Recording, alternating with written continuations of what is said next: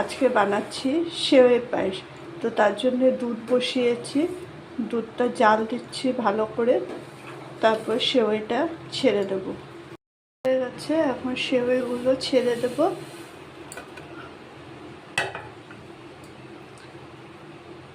একটু ঘেটে দেব।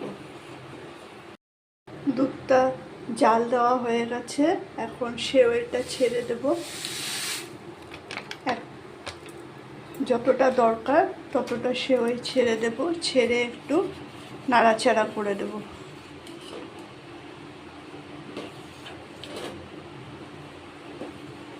একটু ফুটার পরে এলাচের গুঁড়ো,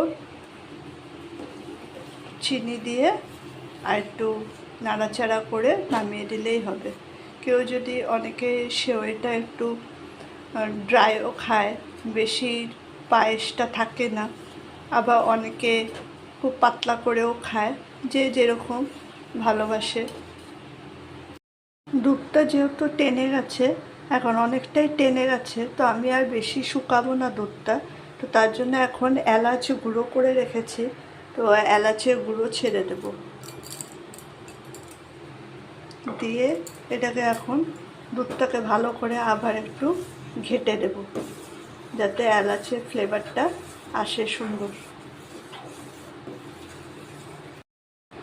এখন ভালোই ঘন হয়ে এসছে দুধটা, তো চিনি দিয়ে দেব। যার যতটা চিনির দরকার, মিষ্টিটা চেক করে চিনিটা আপনারা সেই অনুযায়ী চিনিটা দেবেন।